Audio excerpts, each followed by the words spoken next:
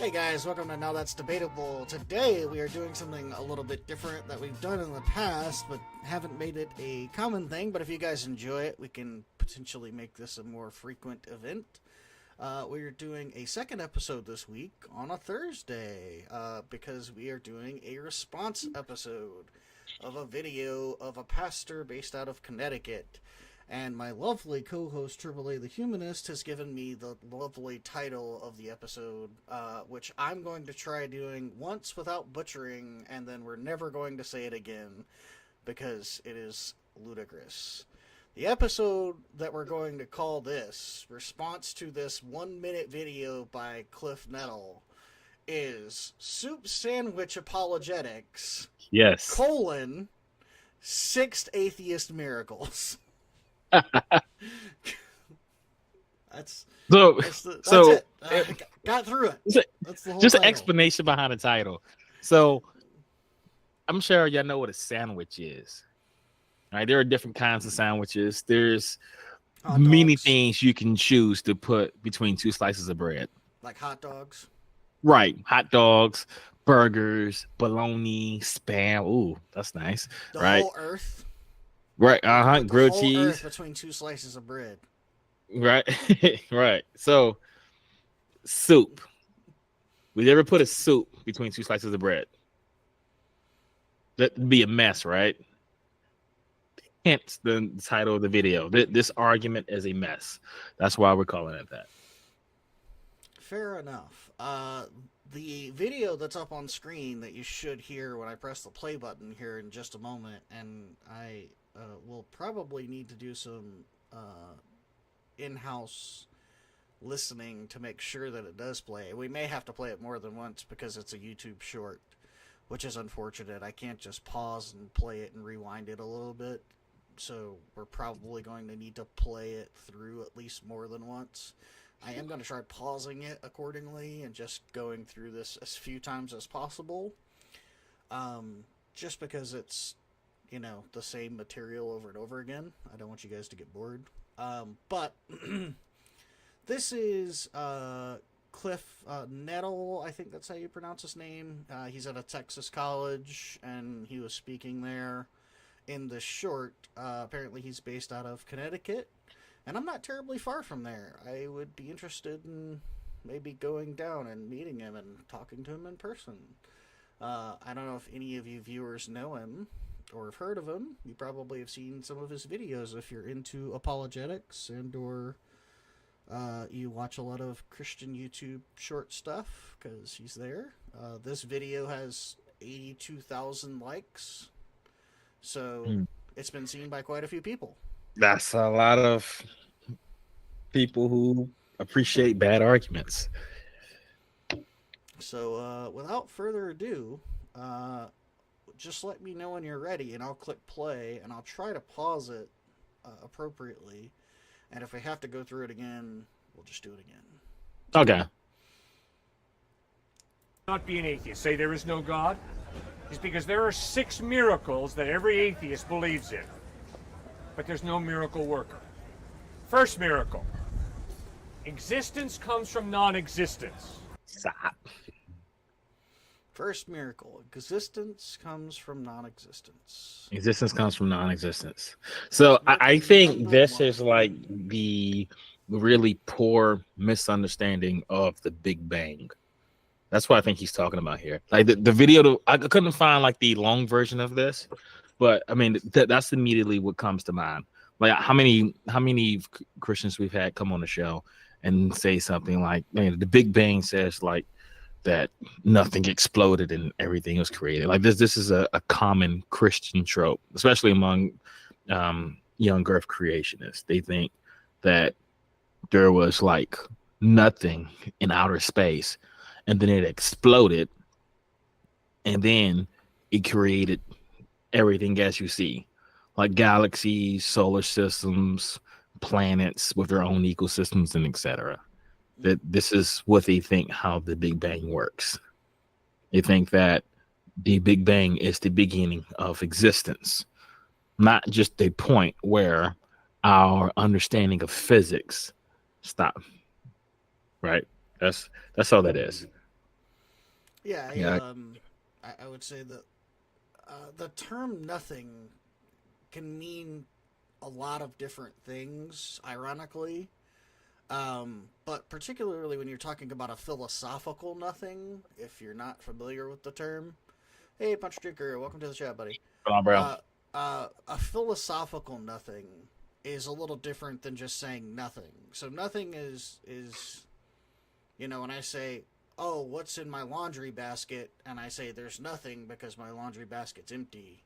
That's different than a philosophical nothing in which I say what's in my laundry basket and I say a philosophical nothing. That would mean that there is literally a vacuum, but not really, because a vacuum couldn't exist. Vacuum is a thing, right?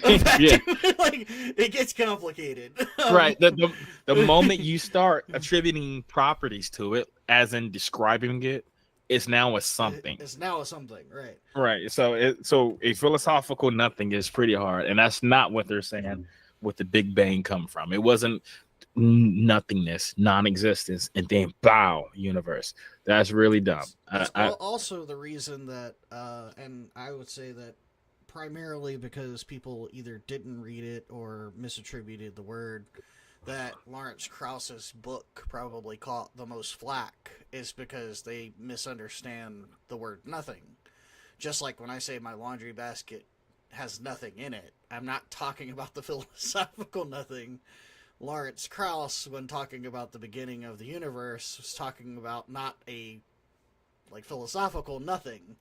He's talking about nothing as we know it. Yeah. He's talking about vacuum energy, like when you, this is happening everywhere. You have quantum fluctuations happening everywhere, but they produce so little energy that you have to pretty much get like almost a complete vacuum in order to detect it. And so as these fields exist, they produce particles and antiparticles, and that's what he says is that there could be like some grand I guess some grand unified vacuum state that produced a fluctuation that caused the universe. He's not talking about the nothingness here. Yeah. So yeah, usually people who think that is because they just read the title of the book and didn't get past the first page. But yeah, existence come from non-existence. That's not a thing.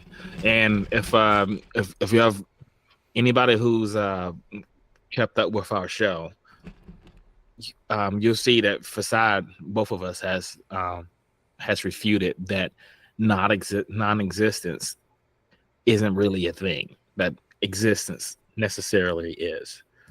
So, but what's even more dishonest is that not only is he misunderstanding these concepts, he's saying that every atheist believes this. So here you go. You have two atheists, and we don't believe that. For some reason, I can't hear you for that. I did. Sorry, I was muted. Because I put a little octopus on top of the microphone. Oh.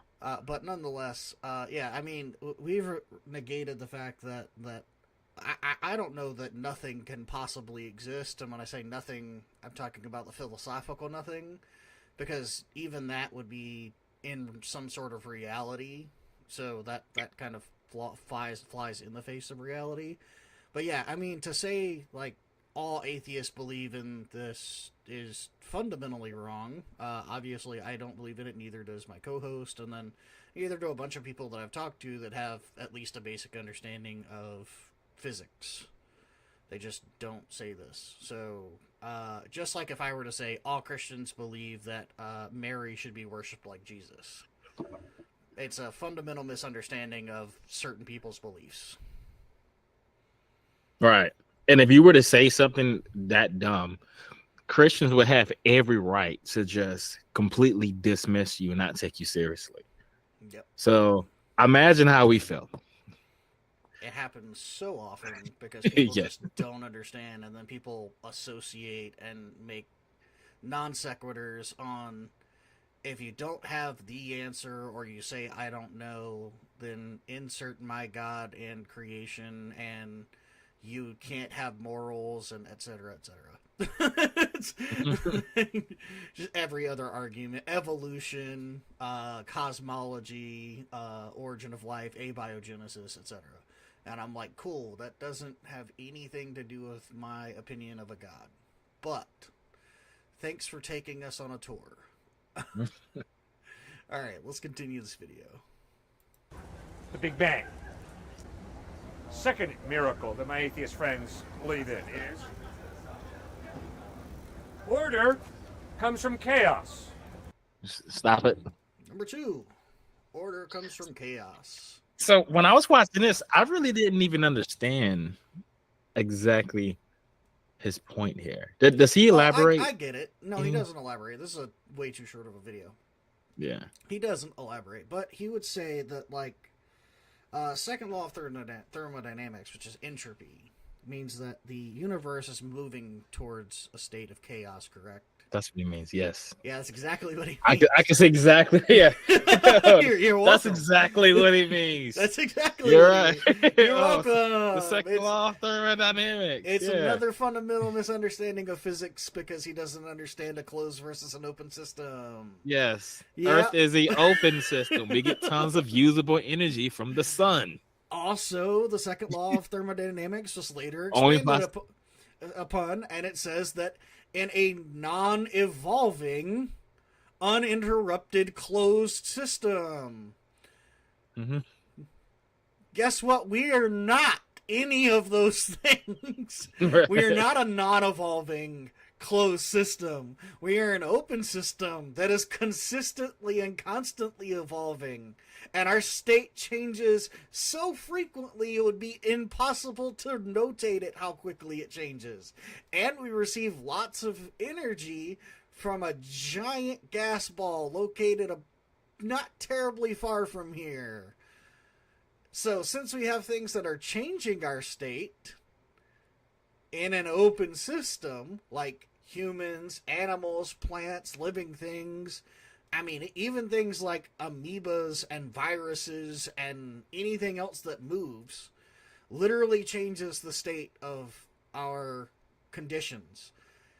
And therefore, order can and does and has arrived. It's that simple. Yeah. This is how my entropy. You know what was crazy? So we're only two in here. Both so far are based on scientific misunderstandings. I have a very strong suspicion that the third one is as well. But again, the dishonesty on top of the blatant misunderstanding of science is that he's saying that all atheists believe in this. Again, yeah, I mean, like, see right here. I guess the question is, like, does he or does the average atheist have a basic enough understanding of physics to separate the second law of thermodynamics in a open system like the Earth versus the entire system of the universe? Right. And even if the universe is a closed system or not, because that's something still kind of up for debate. We don't know. We don't know if the universe is receiving energy from other universes. The concept of multiverse is quite possible. Yeah. Like, plus, on top of that, so like the universe is more than likely, as far as we can tell, the universe is flat, so it's probably going to die in heat death. So heck yeah, heat death, baby. Right. So despite the universe as a whole going towards entropy, it doesn't mean you can't have pockets within the universe with low entropy. Like, for instance, like the universe as a whole is getting colder. Yeah, It doesn't mean there can be areas inside the universe that are getting warmer. For instance, like when stellar nucleosynthesis starts and it produces a star. The star gets hotter. The universe as a whole is getting colder. Kind of like I can be in my apartment. I could lower the thermostat because I'm like, oh, it's hot. It's like 75 degrees in here. I'll lower it to 69. And then I could turn on my oven. Overall, the temperature in the apartment is going down, despite there's a pocket inside the apartment, the oven, that is getting hotter. And So it's this is also a composition fallacy. because it's in a system that's receiving heat independently of other things that are happening in a larger area. Again, this is why you're taking like the Earth as a very, very minute portion of the universe versus the universe as a whole. That is why it is completely possible for order to rise, especially in an evolving open system, which is why the second law of thermodynamics was expanded. And it specifically mentions being a closed system that is non-evolving. Those are two things that they expanded the second law of thermodynamics to include. Because if you don't, then you can ignore things like pockets of the universe like Earth, or stellar nuclear synthesis, or supernovas, which also cause massive heat disruption. Like, it just happens all the time. And by the way, like, really, really simple understanding of what entropy means. It's heat distribution. Right, it has nothing to do with order and chaos. just throw it out there for anybody that doesn't know the basic laws of thermodynamics. Because it's about means, energy. Dynamic means changing, right? And thermo means like temperature, refers to temperature. So it's about changing temperature. The second law of changing temperature is heat distribution. It means it can't move from a hot spot to a naturally hotter spot. It's going to find some middle ground, right? Like eventually things are going to kind of even out. Like if you open the door of your oven, but you turn the thermostat down in your apartment, the temperature between the two are somehow going to find a balance. Right. It's not things would just tend to chaos. Right. Yeah. If I go to the library, arrange books and leave them to themselves, with time, they're not going to unarrange themselves. Yeah. just throwing that out there because a lot of people may not know the very basics of physics, and that's okay. That's a good place to learn is YouTube. Not necessarily us, but in general. I highly recommend Physics Girl if you're interested. She's a great physics teacher. Third miracle that my atheist friends believe in. Life comes from non-life. Now, I'd like to start off with a statement that may blow people's minds. I agree that life comes from non-life. However, I don't think that's a miracle. As a matter of fact, if you're a Christian, and like Cliff here, you also believe that life comes from non-life because you think that your God took clay and turned it into a human. That is life coming from non-life. Well, they might say that God is alive and that he's therefore... He used non-alive materials to make a living thing. Yeah. Unless you think clay is alive. Or dust, or whatever you want to call it in Genesis. You use non-living materials to make a living thing. There was no life in clay, then there was life in clay.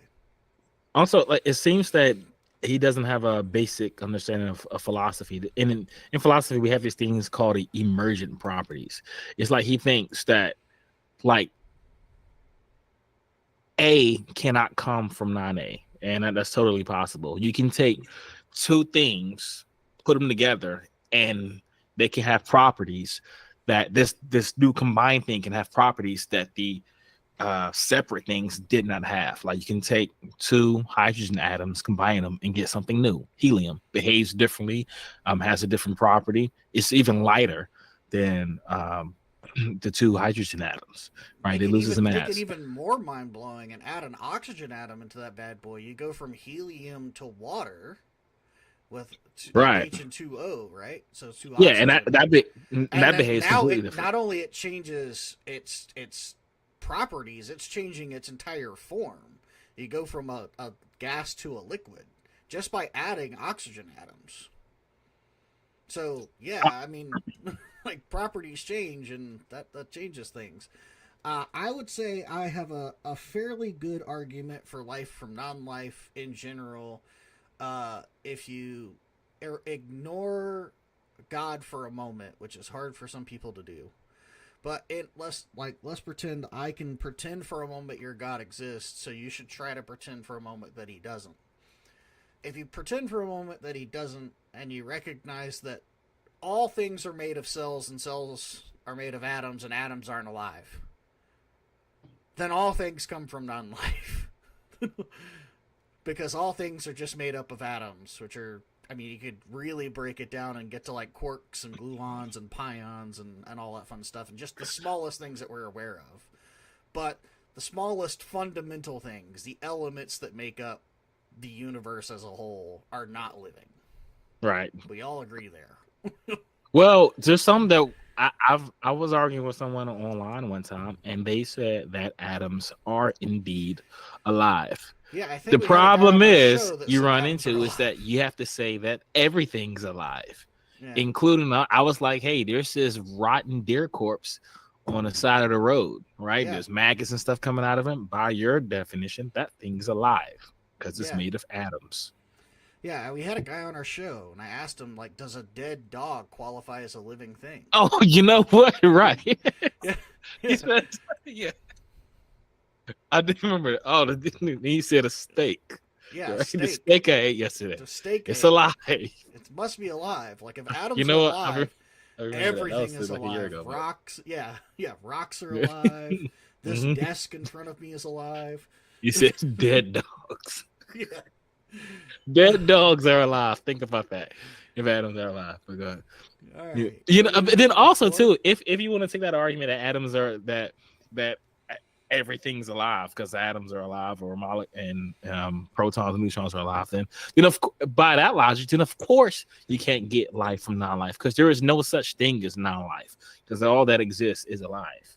Yeah. So Yeah, but and that's yeah, where it's a good thing to have a minor grasp on philosophy. Notice that you just said things are alive versus things that are not alive, but in my example I used dead dog. Dead is not the opposite of life, so I'm very glad that you used non-alive, because that is a exact contradiction to life. Things that are non-alive would be the contradiction, not things that are dead. But I think it's much funnier to ask someone who says atoms are alive, does that include dead dogs? All right, number 4. Fourth miracle my atheist friends believe in is the I don't think he has any atheist friends, but I'm just guessing. Yeah. personal comes from the non-personal. All right, personal from the non-personal. I think we can really tackle this by just using the same argument that we had just said earlier, right? So, like, atoms aren't personal. We're made of atoms. So there you go. There's non-personal. And then you can even just talk about the stages of how a child, it develops, and a fetus develops, right?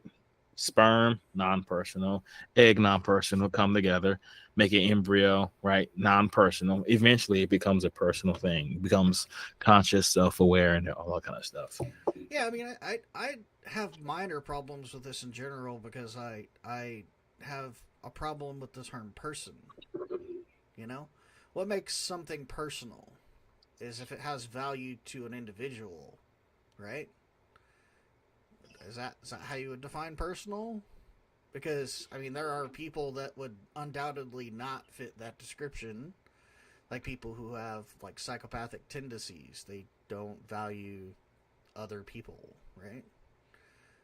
And the reason I say I have a problem with, like, not defining personal, especially in a situation like this, is because, are we talking about things like social construct and social agreement for personal?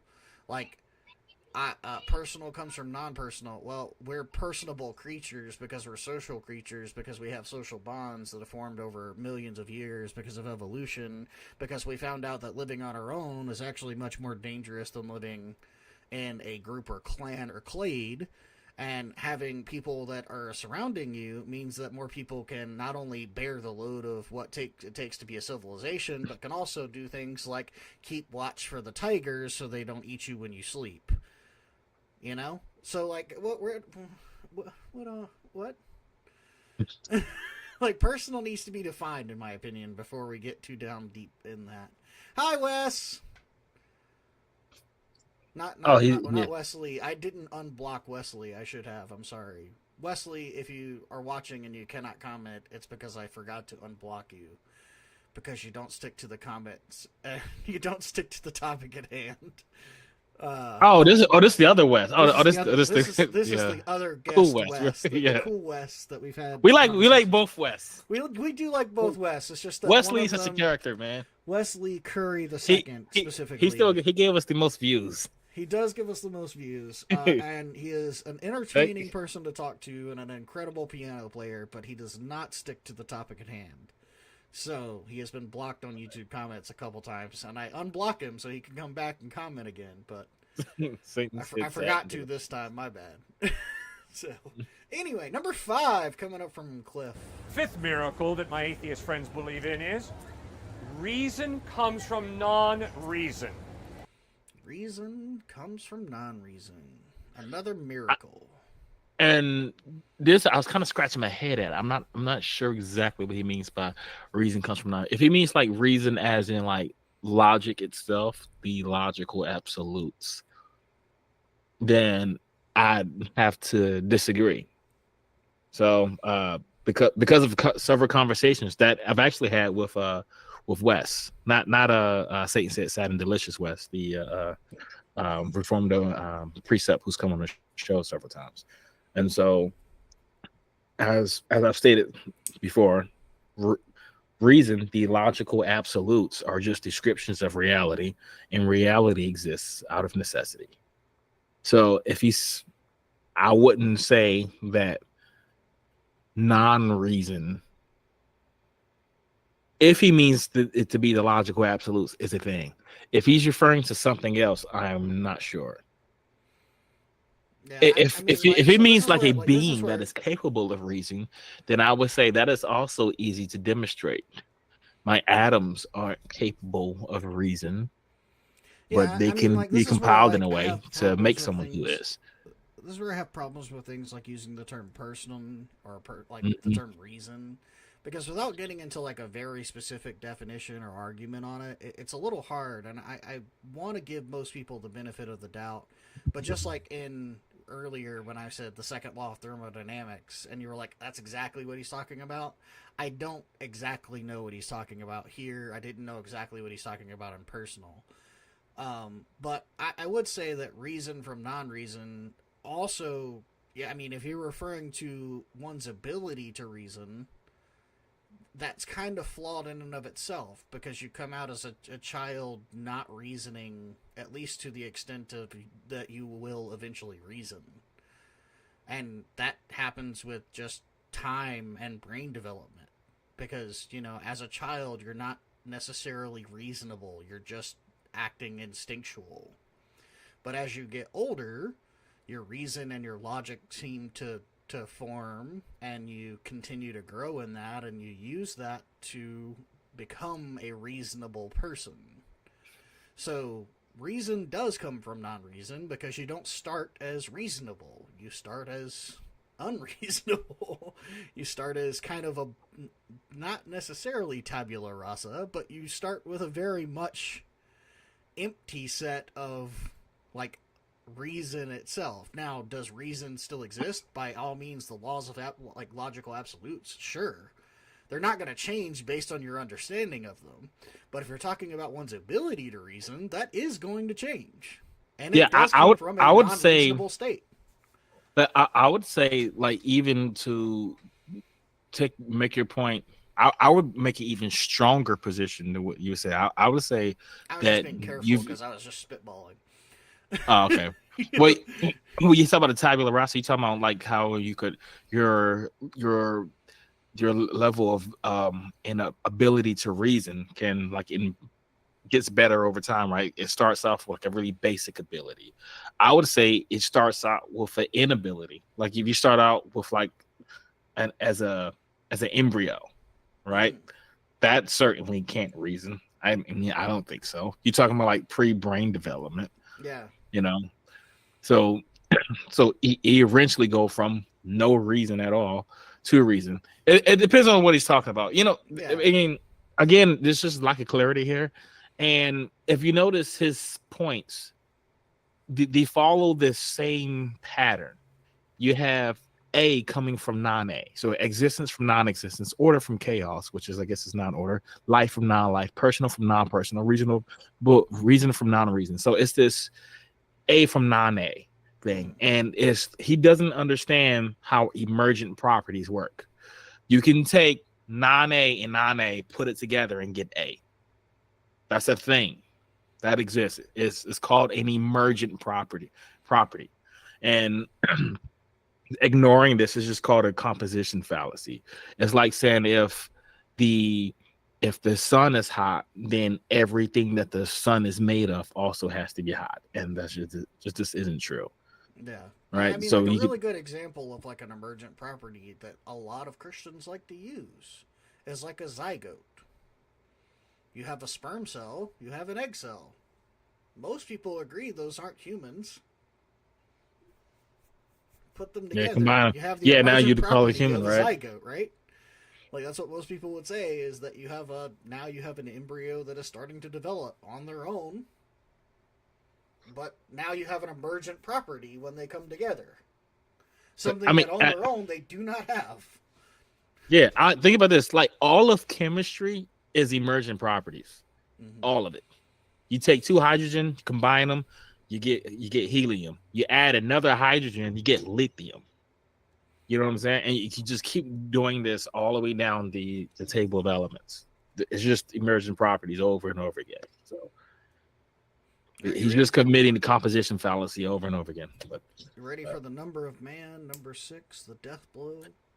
Yeah, let's do it. All right.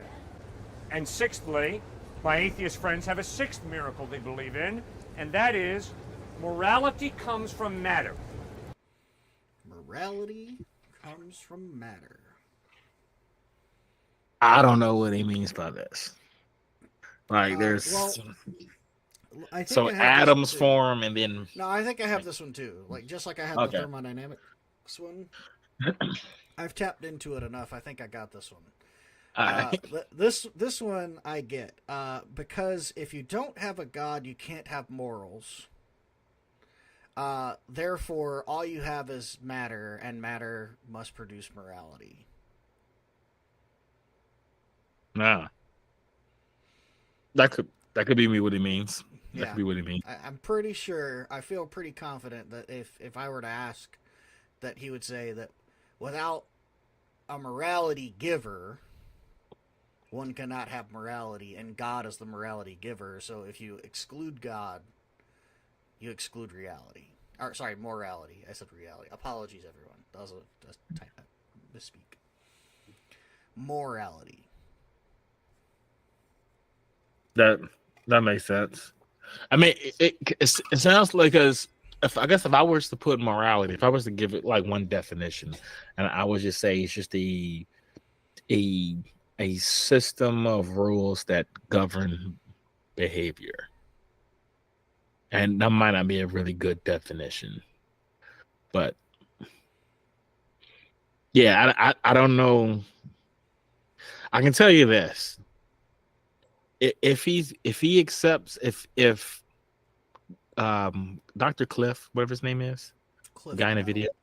Yeah, so if he would accept your argument, what you just stated, or if he has some other version understanding of this, I'd probably reject it. I mean, if your understanding it sounds pretty right on, and it's not how I define morality. So again, he's just wrong here.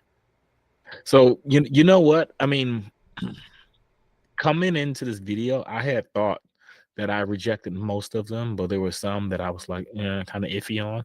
But like now, I think I can say I reject all 6 of them. Yeah, I mean, the only one that I would say that I necessarily accept and I don't accept it as a miracle. I do accept life from non-life. Oh, life from non-life, yeah. But like, well, yeah, but yes, to say that it's a miracle, that's the problem. It's a lack of understanding of philosophy. You know what? So actually, yeah, let me take this back then. So like, I do accept life from non-life, I accept personal from non-personal. But these are things that are easy to demonstrate. Um, Existence from non-existence and order from chaos. Those are just misunderstandings of things. So yeah. I mean, morality from matter. If all Mhm. we're talking about there is essentially, I think what he's trying to do or trying to convey, and I could be wrong, is that and I've heard a lot of Christians use the argument, which is why I think he's going here, or at least he's kind of trying to lead the horse to the water here, is that because he believes there is this author of morality called God that has ultimate authority, then we, as atheists who deny that God exists, have no method of getting to a moral system. That's kind of my take on what he's saying. Comment in the chat from Jake that says miracles don't happen because the laws of nature prohibit them, because they have never been confirmed, broken because miracles don't happen. Repeat. Yeah, I mean, like, depending on your definition of miracle, I would say that, like, yeah, things just happen according to the laws of nature, and given that the laws of nature aren't broken, and they tend to repeat, then miracles will not happen. You're not gonna all of a sudden ignore gravity and float off your bed when you wake up in the morning. It's just not gonna happen.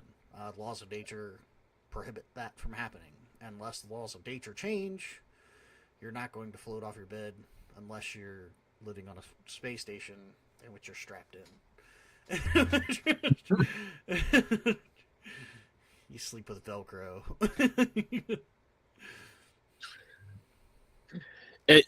I tell you, man, like I just can't get over it. Like the dishonesty here, it kills me.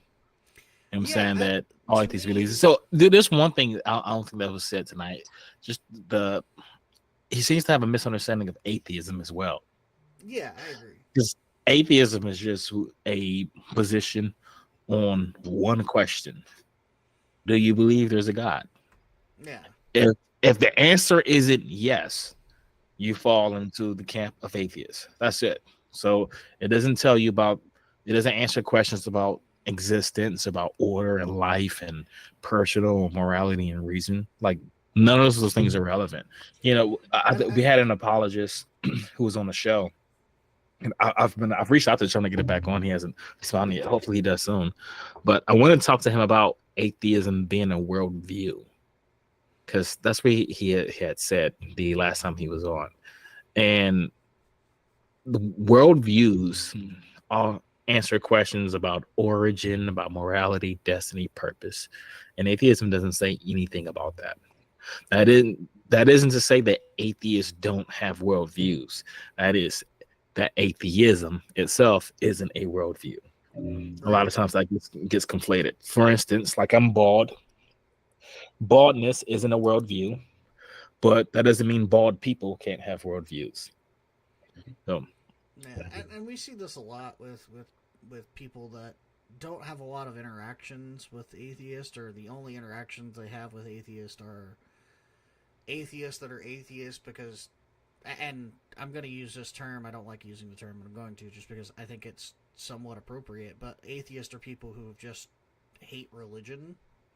So they don't actually, they haven't actually necessarily looked into it or looked into the philosophy. They just ignore it off face value because of perhaps some early trauma or some bad experience. Like if I was a altar boy in a Catholic church, I might hate religion too.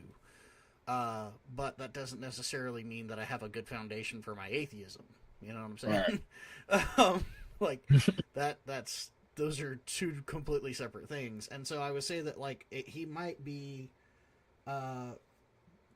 essentially generically speaking to those people that just, there's no God, and you're stupid in science, and then they don't actually know anything about science or know anything about religion or the history of religion, etc.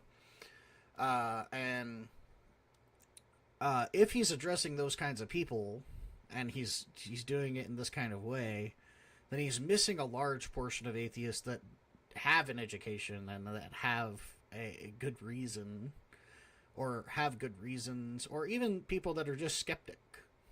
You know, he's just missing out on them. Jake says, Cliff fails to know what atheism is. It's not a belief, simply the opposite of theism. He doesn't know basic opposites. Yeah, I tend to agree. He doesn't know the... He does not know basic opposites. He does not know basic opposites. He doesn't even get some of them right.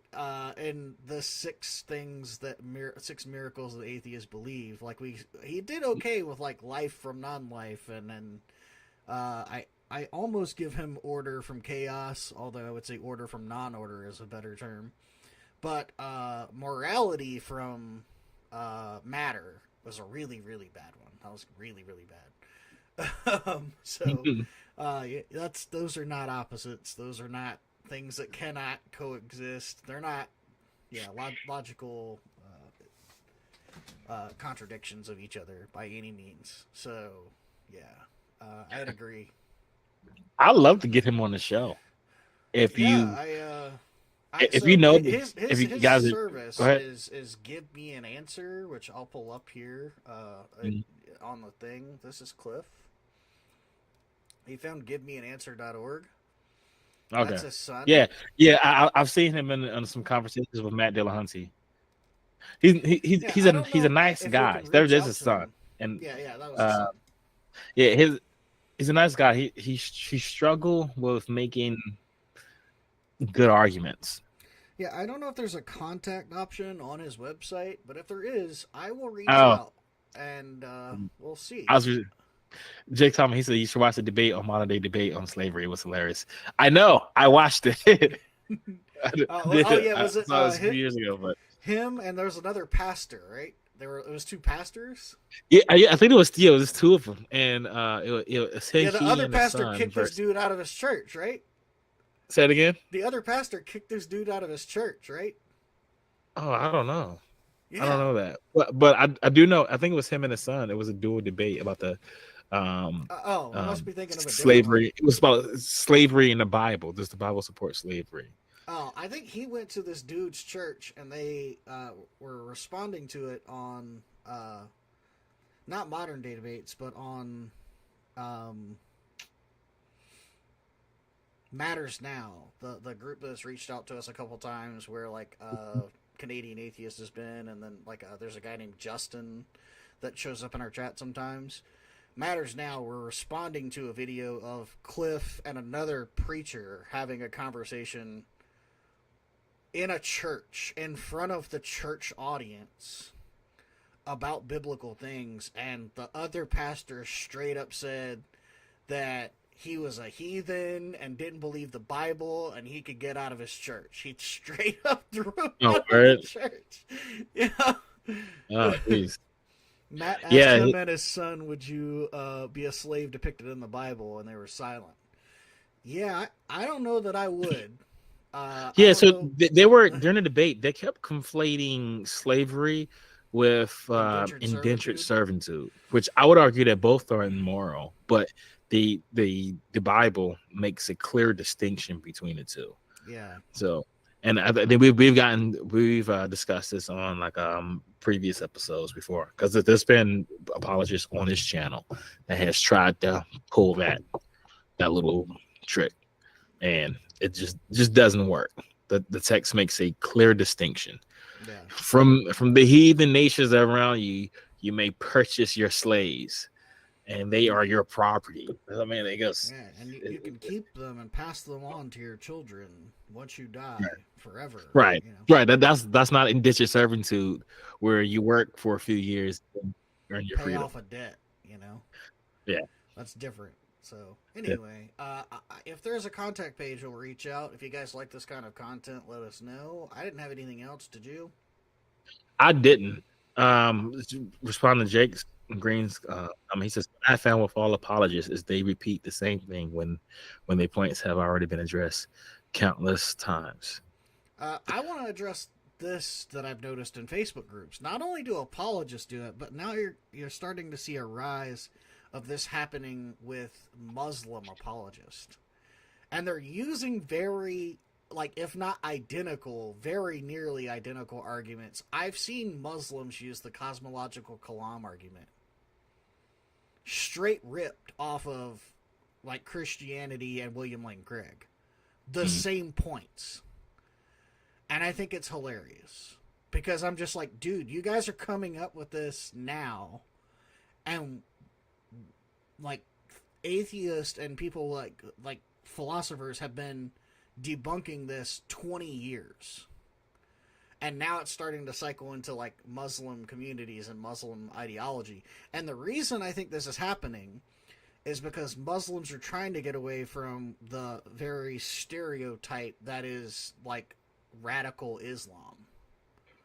And I'm all for not just getting people out of, like, you know, just judging them on radical Islam. But I will say that, like, your arguments aren't any better. Like, I don't think that every Muslim is a terrorist, but also your argument is still garbage. Like, your argument didn't get any better than William Lane Craig's did in the 90s. Yeah, I mean, I agree. I feel like Muslims definitely got some work to do catching up with Christian apologetics, which aren't good either, by the way. I think those are still bad. I mean, like, how many times have you heard the argument, if there's no God, then you can do whatever you want. You can just go murder your kids and burn the entire earth, because why does it matter? Like, stuff like that. So, I mean, it gets frustrating addressing the same comments over and over again. Yeah. Hey, Joe, welcome to the chat. Also, Jake, we'll respond to that in just a second. But yeah, Jeff Durbin, he said we should review his content. Murph, we can check that out and see if we can find a video to respond to in the future. In case we don't have a guest. I mean, in this case, we're doing 2 episodes this week. But yeah, Jake, I agree. There is clear distinction, as Trevor pointed out, between indentured servants and slaves, not only in Leviticus, but also in Exodus, Leviticus 25, Exodus chapter 21 and 22. Go into pretty detailed explanations between the difference in a slave and a servant, and servants that have to be released versus slaves, and slaves that you can give a wife to and then make them your slave forever. That kind of thing. Indentured servitude, even at its lengthiest form, would mean working until the end of, you know, your master's life. And if you can pass that on to your children, it's no longer indentured servitude. That is by violation, which I'm not a fan of indentured servitude either. I think it's better than slavery. I still think it's immoral. But, like, the Bible allows both. The Bible does allow both, and it makes a distinction between both. In multiple chapters and multiple books, and even, like, into the New Testament when we have Paul. Like, Paul even recognizes there's a difference in servants and slaves. Just saying. Yeah, slaves even like when he says, I think it was that escaped slave Onesimus or something like that. Yep. And his advice, Paul's advice to him was just return awful. To your slave owner. That's what Paul says. And ask to be released. I mean, what this does is this tacitly acknowledge that the slave owner has some sort of authority over the slave. Yep. That what he's doing is somehow a just institution, that he has to ask for permission. Or that's not. Would you say that? Would you say that to someone who just escaped the rape? Would you tell her, "Hey, go, you know what?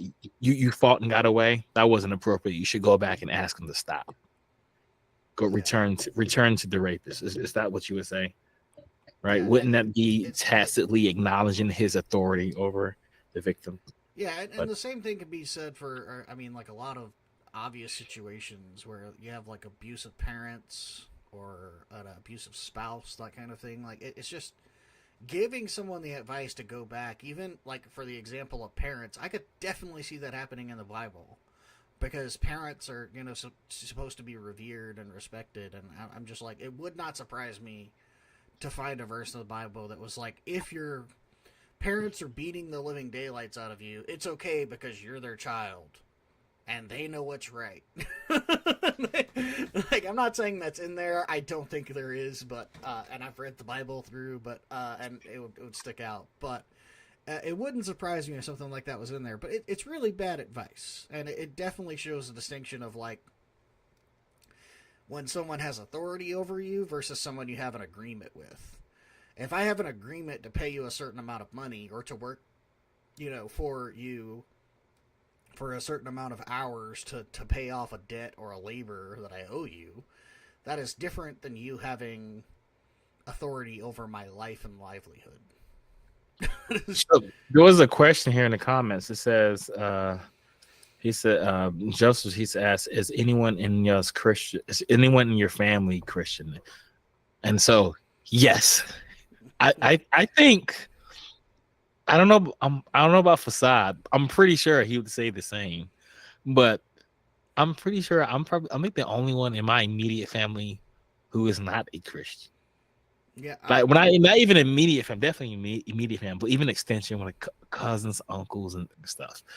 And so, you in the same boat, Facade? Do you have at least a cousin who's like an atheist or anything like that? Yeah, maybe. I would say like. I would probably say my half-sister, who's not very religious, is probably the closest I have to my immediate family. Outside of... but even then, I would say that there's probably at least the acceptance of the idea of a God, even if they're not necessarily a religious person. Just because, like, I grew up in the South, like, God is kind of a go-to accepted thing, and whether you're a good Christian or a bad Christian is kind of the question. And I would say that like my half sister is probably a not a Christian, but probably believes in God. If I were to ask her and text her, be like, hey, like out of curiosity, do you believe in God? She'd probably say yeah. She just doesn't care. Versus like coming to the point where you and I are, where we just don't accept God anymore. Jak Greenhead said another comment. He says it's actually pointless speaking to religious people. I disagree with you here. So I think the main point here is that most of the time when we engage in these debates with Christian apologists, it's unlikely that we're going to change their mind. Especially right live on air. But most of the time, the person who benefit is the people watching. I've had several people inbox me. What do you say? I just wanted to point out we did have a guest on the show who messaged us. I was going to say that we had one guest, one Christian apologist came on the show and commented on that episode that they were on and said they had left Christianity as a result of our conversation. Yeah. So, and I mean, so it does happen, but most of the time it's for the benefit of people who are watching. I get messages from people all the time to be like, "Hey, your content helps." Yeah, and by the way, the goal isn't of the channel or the show isn't to necessarily direct people away from like religion or Christianity. It's just to have a intellectual and a fun back and forth conversation with people and challenge their views and let them challenge ours and see where we stand and see where they stand, and hopefully at the end we all leave kind of thinking about it and kind of considering it. And like who's pointing out that we've had a guest come on the show and actually say they left Christianity because of the conversation that we had. I don't think it was a right then and there decision. Like, oh, I'm leaving Christianity. Like they clicked off the line, we ended the show, and they were like, I'm done with Christianity. I think it's that when you start to have your views challenged in a way that you necessarily haven't before, that can be impactful to how you think about your views. And that's a good thing. Whether they're, atheist views or whether they're Christian views or Muslim or anything else. Whether they're views on religion or views on, anything else that you believe. Having your views challenged is a good way to solidify and or abandon bad views. So that's, that happened. To answer Joseph Jackson's question, do we challenge our family with our viewpoints and how do they respond? For me, Uh, yes and no. I have had several conversations with family members about my beliefs. I have yet to have anyone provide me any appropriate level of argument. Not to bash my family's intellect or anything. I mean, I am of their lineage, but when it comes to things like philosophy and logic, I probably trump everyone in my family. And that's just because I spend a lot of time studying it and using it. I mean, I have a show dedicated to debate, so it's something that I do often. Whereas people like, and I doubt she's watching, and if she is, hi, I love you, my sister. But just so you know, like, you're a very emotional person and you don't argue that well. She knows this. I love her to death. Not going to change anything about how I feel about my sister. I don't think her opinion has changed too much on me when I gave up Christianity or when I gave up God itself. I still love her. I think she still loves me, but we have had a few headbutting conversations where I point out things that are obviously irrational, and it doesn't necessarily go well. But I still enjoy the argument. My sister is not that way. My dad, on the other hand, does enjoy arguing. He doesn't necessarily like arguing about religion, and he typically goes to, you're going to believe what you're going to believe, I'm going to believe what I'm going to believe. So he's kind of in that point where he's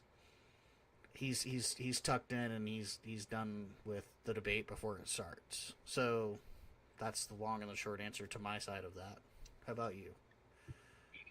I don't spend a lot of time arguing or challenging family members on it.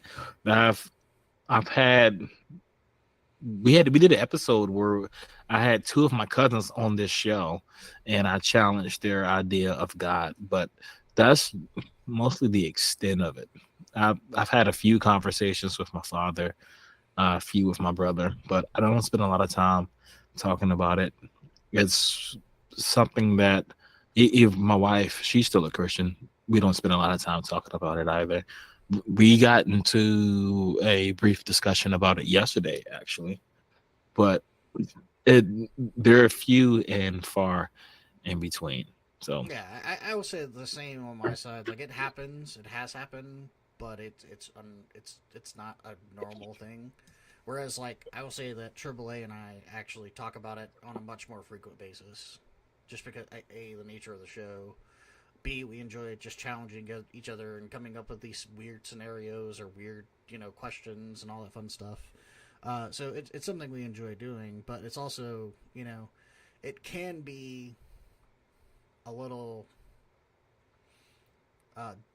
divisive with people that are in your family. right, That's not something. right, I'm not necessarily and trying to make it worse than my family already is. yes. Jak Greenhead had this comment that's kind of funny. He says, therefore the one who handed me over to you is guilty of the greatest sin. I think this is when Jesus is talking to Pontius Pilate, if I'm not mistaken. And that sounds right. That's about the right. It's late in John, so that would make sense. Yeah, and so yes, that's what it is. I'm just looking at the context. And yeah, I wondered about this as a Christian. I came from the Reform camp, told everything, and clearly it was part of God's plan to have Jesus crucified. So therefore the one who handed me over to you is guilty of a greater sin. I was like, that's odd. Maybe he's talking about the Sadducees, but he says therefore the one. So that's not a group of people. But yeah, obviously you're referring to Judas Iscariot, right? And then even if you still, even if it did say they, you couldn't ultimately blame it on the Sadducees. I said Sadducees. I meant Pharisees. It was a different group, but you couldn't even ultimately blame it on them because they were just a tool that God was using. So yeah, I mean, it suggests that God is sinning and Jesus is God, and so yeah, this is funny. I agree. I mean, I'm okay with laughing at some of the absurdity. Like I had never found it funny because when I never really looked at this passage when I was an atheist. I forgot all about this, but I remember looking at it as a Christian and just scratching my head. So yeah, and that was one of the many times I scratched my head as a Christian reading the Bible. And so if any of you who are who were devout Christians, and maybe you still are, you probably scratch your head too. If you don't scratch your head while reading the Bible, I would say you probably don't spend too much time reading it. Yeah, maybe not that, but perhaps you're reading it with blinders on. Just reading it with the the what do you call it? The rose-colored glasses. Mm-hmm. That would be a reasoning saying this is not right. Yeah, I mean, like, if it's all part of God's intentional and deliberate plan, like Acts 2:23, of course we know, like, other verses, like, all things are for his purpose and his glory and to worship him, and that he's all-knowing, and that man desires his path, but God plans his course, that kind of thing. We know there's, like, an infinite number of verses that say, like, God has ultimate control of these things, right? Then it does seem odd that, like, you have, like, not only this where Jesus says that the one who handed you over, but we also have, like, passages where he's praying in the Garden of Gethsemane and he says, like, if it be possible, let this cup pass from me. That seems like an odd request.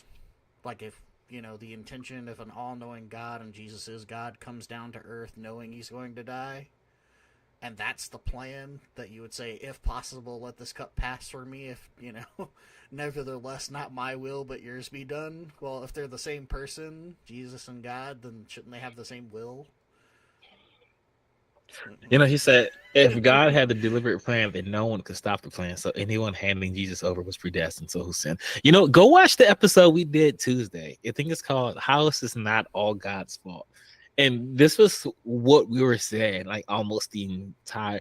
It wasn't about this topic, but, like, that comment, it is pretty much the thesis of Tuesday's debate. Yeah. I mean, we basically point out that, like, if God sets everything in motion and all of it's according to his plan, then, like, things like man inheriting a sin nature are because God planned it that way. He says, so yeah, normally it's weekly. So this is just an extra episode. Normally we stream on Tuesdays at 6 p.m. and you can catch our episodes. We save them, so it's still on YouTube. Just go to our page. You can see previous debates. Most of the time, it's not just us talking, going over a video. We have a guest on. Usually, lately it's been like a Christian apologist, and we're going to debates. We start arguing with them. It's not like a formal debate. It's more of like a live discussion. Yeah, just open conversation and discussion. By no means a formal forum, but we typically try to have a guest and we talk about something that's debatable, hence the name of the show. And recently, and mainly because the people that we know and the views have kind of surrounded, it's things about Christianity or God, because they're getting the most views, and most of our people that watch the show are coming from shows like Modern Day Debates, or from Atheist Experience, because we got mentioned on the Atheist Experience by Forrest Valkai, which was cool. So one of our episodes that we did got mentioned by Forrest on that episode, and it was actually the line. It was the line. Yeah, you're right. Yeah. But like the line with Forrest Valkai, he mentioned one of our episodes because there's a guy that calls into them, and that's kind of the thing. No, I haven't been on Harmonic Atheist. I've never heard of that. Yeah, what's Fanatics podcast called? Oh yeah. I was on Itchapod, but I don't think he streamed that episode yet. Oh, okay. Maybe he have. I mean, maybe he has, but I don't think so. But I joined an episode of Matters Now, which some of their guys came over and have subscribed to us and that kind of thing. That's cool. And I was on an episode of one of their after shows. In fact, we talked about Cliff Nettle on that episode. So, but if you like debates, subscribe, bro. Check out our content. We have a lot of cool, really interesting debates. We had one of the coolest ones that we've done was a unique one where we granted someone the resurrection.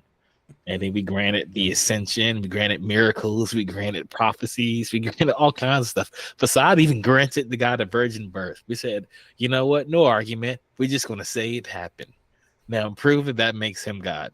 And the guy couldn't do it. Just struggled for an hour and a half back and forth. Dude, you know what? I took that episode and I just plugged the URL into Chat GPT to get a summation of that episode. And the AI said that he struggled to make an argument. And ultimately, all he said was that it's just faith. That is what the AI said. So, but yeah. Hey, no, man. I hadn't heard of harmonic atheist, but apparently he talks about deconversion. I mean, it's not necessarily something I don't think either of us would necessarily be opposed to. We've kind of done brief deconversion stories on this, and I'm sure like in other places as well. But yeah, we're both former Christians, so that's not a surprise or shock to anyone that watches us now. So. But yeah, Jake, man, subscribe, man. Check us out. We'll be streaming Tuesday. We'll have Canadian Atheist and his co-host. We're going to be discussing morality. Canadian Atheist, he was on our channel 2 weeks ago, and he was arguing against a Christian apologist who's been on this channel a few times.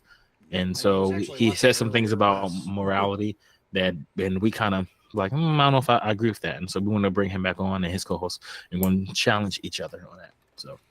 Yeah, that's going to be a good one. In fact, the guy that he talked to was actually commenting earlier in the episode. His name is Wes. So, it's if you enjoyed this kind of episode, I think you might enjoy our back and forth open discussions more, because they tend to be a little more, instead of just us two talking, we have somebody that disagrees with us, and then we just basically try to pick apart the argument and show where we disagree. And I think obviously we have a lot of similar views, given, your stance on the Bible and some of the things you're pointing out.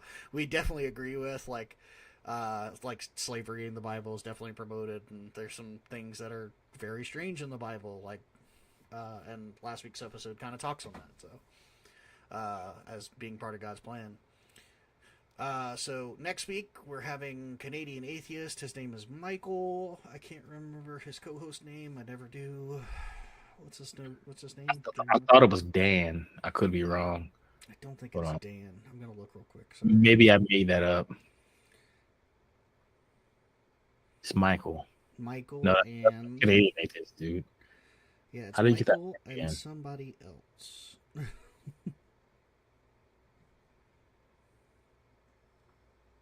Dinner.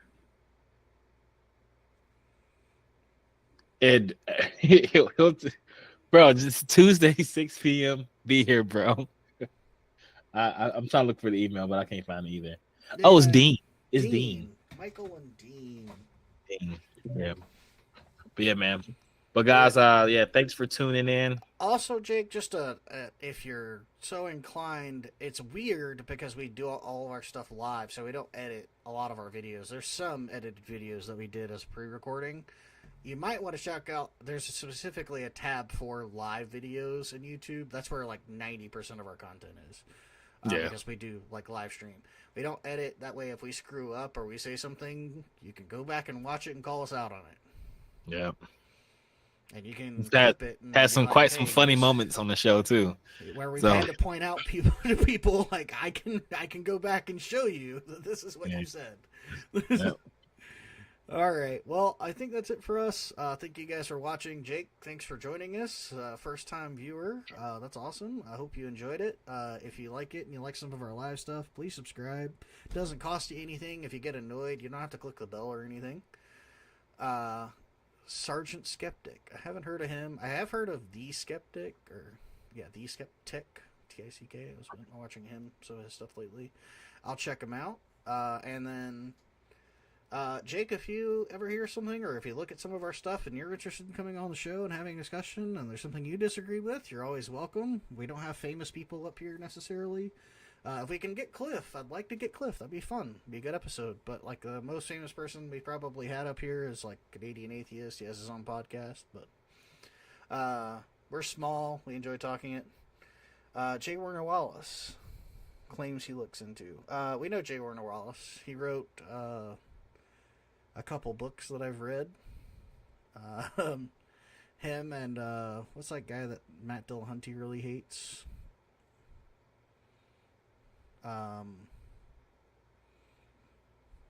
Help me out, Triple A. No, I have no idea. He hates a lot of people, bro. Cold Case Christianity. That guy.